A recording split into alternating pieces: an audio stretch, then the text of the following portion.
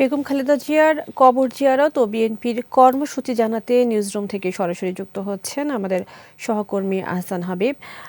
হাবিব, আজও মানুষ দোয়া ও শ্রদ্ধা জানাচ্ছেন, কি বলছেন তারা?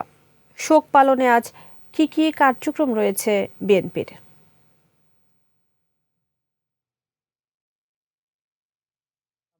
আপনাকে ধন্যবাদ। আপনি জানেন গত মঙ্গলবার সকাল ৬টায় বেগম খালেদা সাবেক ৩বারের প্রধানমন্ত্রী বেগম খালেদা জিয়া তিনি মৃত্যুবরণ করেন। এরপরে বুধবারে তার জানাজা অনুষ্ঠিত হয়। সেখানে লক্ষ লক্ষ মানুষের যে উপস্থিতি সেটা প্রমাণ করেছে তিনি আসলে বাংলাদেশের প্রেক্ষাপটে কতটা জনপ্রিয়। এর একদিন পর গতকালকে মানুষের ভিড় ছিল, বিশেষ করে জিয়া উদ্যানে খালেদা জিয়ার যেখানে সমাহিত করা হয়েছে সেখানে সাবেক রাষ্ট্রপতি জিয়াউর রহমানের পাশেই।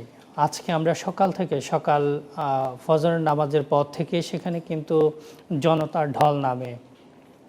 অনেক মানুষ এসেছেন, কেউ এসেছেন খালেদা জিয়ার যে কবর দিয়েছে, যেখানে মাটি দিয়েছে সে মাটি ছুঁয়ে দেখতে, যে একজন নেত্রী কতটা আপোষহীন হয়ে, কতটা কষ্ট পেলে দেশের মানুষের স্বার্থে তিনি কখনো আপোষ করেননি, সেই বিষয়গুলো তারা বারবার মনে করিয়ে দিচ্ছেন। এবং তারা বলছেন দেশের যে রাজনৈতিক এখন যে প্রেক্ষাপট, সে প্রেক্ষাপটে যে মানুষের যেই বিষয়গুলো রয়েছে, রাজনৈতিক যে ঐক্য, সেটি কিন্তু খালেদা জিয়ার মাধ্যমে আজকে হয়েছে। খালেদা জিয়ার যে আজকে যে পরিস্থিতি বা খালেদা জিয়ার যে অবস্থান, এই অবস্থান যদি না হতো সেই জায়গাতে আসলে এই ঐক্যটা সেভাবে হতো না। তারা বলছেন যে সবাই তাকে অভিভাবক হিসাবে মান্য করেছেন, এরপরেই যে তার যে চলে যাওয়া, এটি আসলে দেশের যে রাজনৈতিক একটি অনেক বড় ক্ষতি হয়েছে। কিন্তু বিষয়গুলো হলো যে বিভিন্ন জায়গা থেকে, বিশেষ করে বিভিন্ন মসজিদগুলোতে তার জন্য দোয়া মোনাজাত, সাধারণ মানুষের স্বতঃস্ফূর্ত অংশগ্রহণ।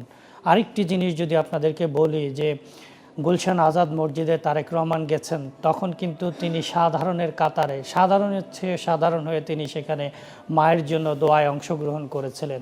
তো এই বিষয়গুলো মানুষকে অভিভূত করেছে। আমার কাছে এই ছিল আজকে সারাদিনে নিউজ।